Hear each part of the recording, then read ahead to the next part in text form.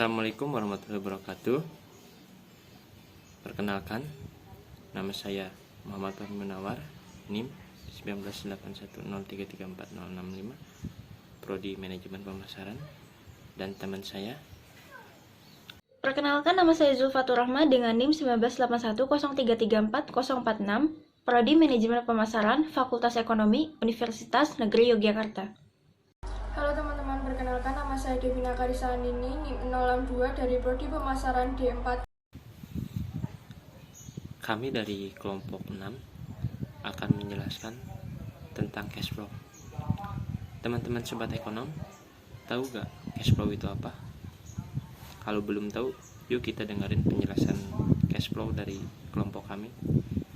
Penjelasannya akan dijelaskan oleh teman saya, Zulfatur Rahma. Assalamualaikum warahmatullahi wabarakatuh. Saya Zulfatur Rahma. Di sini saya akan menjelaskan cash flow. Yang pertama ada definisi laporan laba rugi. Yaitu adalah bagian dari laporan keuangan suatu perusahaan yang dihasilkan pada suatu periode akuntansi yang menjabarkan unsur-unsur pendapatan dan beban perusahaan sehingga menghasilkan suatu laba rugi bersih.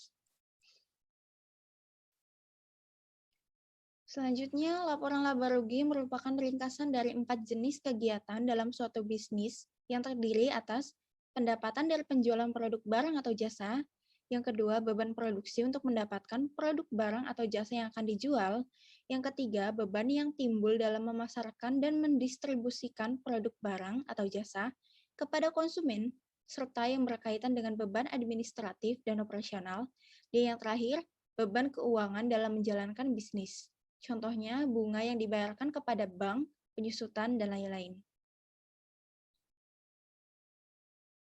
Tujuan penyusunan laporan laba rugi, yaitu untuk memudahkan untuk menentukan besarnya aliran kas tahunan yang diperoleh suatu perusahaan.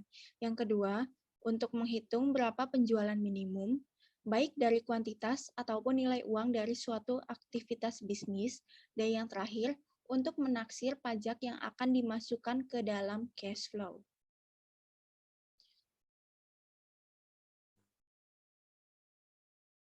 Nah, penyusunan cash flow dan laporan laba rugi ini terbagi menjadi 5. Yang pertama ada definisi cash flow, yang kedua tujuan penyusunan cash flow, yang ketiga fungsi cash flow, yang keempat unsur-unsur cash flow, dan yang terakhir cash budget. Yang pertama, definisi cash flow. Laporan arus kas yaitu salah satu jenis laporan keuangan yang menyajikan relevan tentang arus kas masuk serta arus kas keluar perusahaan. Melaporkan aliran kas yang berasal dari beberapa sumber. Pemasukan kas yang lebih besar daripada pengeluaran akan menciptakan cash flow yang positif. Sebaliknya, cash flow akan menjadi negatif apabila pengeluaran lebih besar daripada pemasukan. Yang kedua, ada tujuan penyusunan cash flow. Tujuan penyusunan cash flow yaitu untuk menunjukkan perubahan kas selama satu periode tertentu, serta memberikan alasan mengenai perubahan kas tersebut dengan menunjukkan dari mana sumber kas dan penggunaannya. Mengapa penyusunan cash flow berbeda dari satu bisnis dengan bisnis yang lainnya? Penyusunan cash flow berbeda dari satu bisnis dengan bisnis lainnya karena beberapa hal berikut, yaitu yang pertama jenis bisnis atau proyek itu sendiri, yang kedua proses kegiatan produksi, dan yang terakhir keadaan kesiapan dimulainya suatu bisnis atau proyek.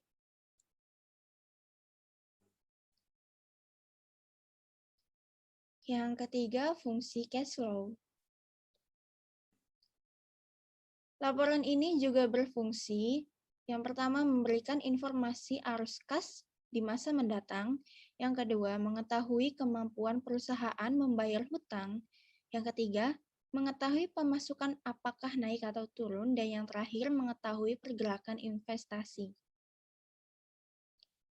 Hal-hal apa yang harus diperhatikan dalam menyusun kegiatan suatu bisnis atau proyek? Hal-hal yang perlu diperhatikan yaitu kemampuan dalam melaksanakan bisnis proyek, selanjutnya menjaga-jaga terjadi kekosongan, hasil yang terlalu besar dan lama akibat adanya suatu bisnis atau proyek, dan yang terakhir pengeluaran investasi modal diusahakan agar tidak terlalu besar pada tahun-tahun pertama proyek atau bisnis. Selanjutnya kita akan membahas unsur-unsur cash flow. Unsur-unsur cash flow terbagi menjadi 3, yaitu inflow, outflow, dan benefit bersih atau net benefit. Yang pertama, inflow. Inflow adalah setiap komponen yang merupakan pemasukan kas dalam bisnis atau proyek, baik saat permulaan ataupun selama bisnis atau proyek berjalan. Komponen inflow yaitu nilai produksi total, penerimaan pinjaman, grants atau bantuan, nilai sewa, dan salvage value atau nilai sisa. Yang kedua, outflow. Outflow adalah aliran yang merupakan pengeluaran kas akibat biaya-biaya yang dikeluarkan untuk membiayai kegiatan bisnis atau proyek, baik pada saat awal pendirian maupun pada saat tahun berjalan. Komponen outflow yaitu biaya investasi, biaya operasi, pembayaran bunga dan pokok pinjaman, dan yang terakhir pajak penghasilan badan usaha. Terakhir ada cash budget. Cash budget adalah anggaran penerimaan dan pengeluaran kas selama periode tertentu. Dengan demikian dapat diketahui terjadinya surplus atau defisit kas pada periode mendatang. Nah, sekian penjelasan dari saya. Terima kasih. Teman-teman, itu merupakan penjelasan dari cash flow. Nah, sekarang kita lanjut ke pembuatan cash flow. Gimana cara pembuatannya? Teman-teman udah pada tahu belum? Kalau belum tahu, kita lihat pembuatannya yang akan dijelaskan oleh teman saya. Assalamualaikum warahmatullahi wabarakatuh. Perkenalkan, nama saya Devina Karisa Andini. Di sini saya akan membuat laporan cash flow. Di samping sini ada soal, yaitu sebuah perusahaan PT Cahaya Sakti memiliki saldo awal sebesar 35 juta. Dengan aktivitas operasional, yaitu ada penerimaan dari pelanggan sebesar 8 juta, aset lancar lainnya sebesar 2.600.000, ada pembayaran sebesar 9.700.000, ada liabilitas jangka pendek sebesar 2 juta, dan pengeluaran operasional sebesar 600. Dan perintahnya yaitu buatlah laporan cash flow perusahaan tersebut. Yang pertama kita membuat laporan dari PT Cahaya Sakti pada periode 1 sampai 31 April 2019. Yaitu kita menuliskan di sini yaitu penerimaan dari pelanggan sebesar 8 juta. Kemudian aset lancar lainnya sebesar 2.600.000, yaitu pembayaran sejumlah 9.700.000, liabilitas jangka pendek sebesar 2 juta, selanjutnya pengeluaran operasional sebesar 600.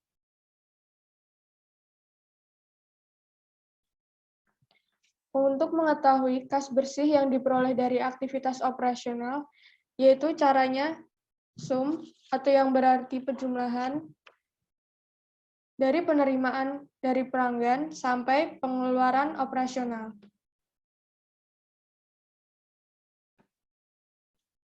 Untuk mengetahui hasilnya, maka kita enter. Untuk hasil kas bersih yang diperoleh dari aktivitas operasional yaitu sebesar 22.900.000. Selanjutnya, kita beralih ke aktivitas investasi, yaitu penjualan aset sejumlah 2.600.000.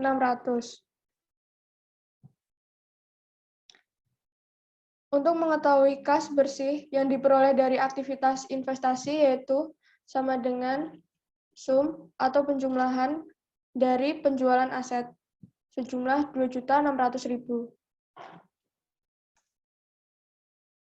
Untuk mengetahui kenaikan atau penurunan kas, yaitu dengan cara sama dengan sum atau penjumlahan dari kas bersih yang diperoleh dari aktivitas operasional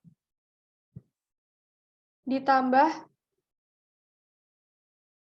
kas bersih yang diperoleh dari aktivitas investasi ditambah kas bersih yang diperoleh dari aktivitas pendanaan. Maka hasilnya akan keluar sebesar Rp31.500.000.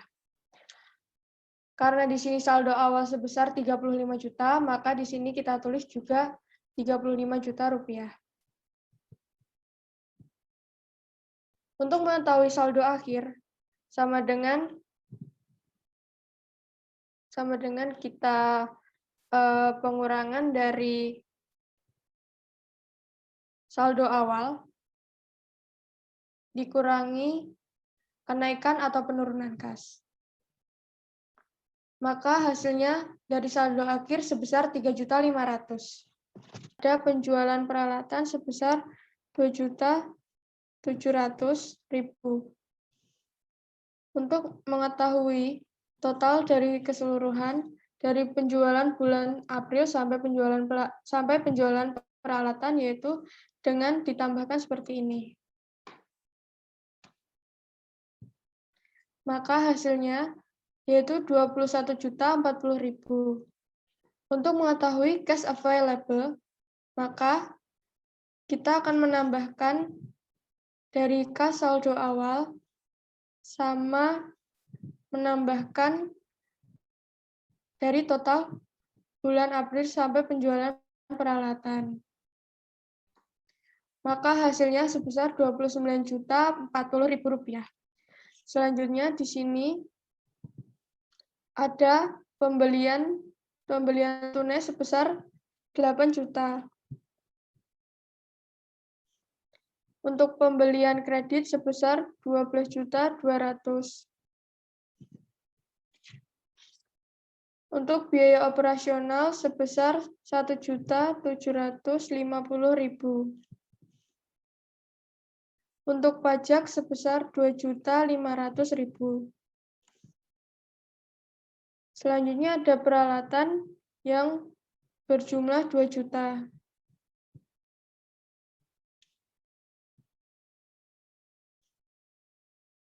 Total pencairan uang tunai yaitu dengan menjumlahkan pembelian tunai sampai peralatan.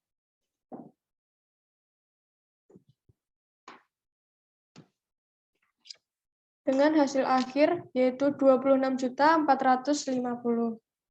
Nah, untuk mengetahui cash ending, maka kita akan menjumlahkan cash available ditambah dengan total pencairan uang tunai. Maka hasilnya akan bertemu sejumlah 55.490.000. Gimana teman-teman? Sudah mengerti tentang cash flow? Pasti teman-teman sudah mengerti. Karena tadi teman saya menjelaskannya secara detail. Nah, teman-teman, mungkin segitu saja presentasi dari kami. Semoga bermanfaat bagi teman-teman.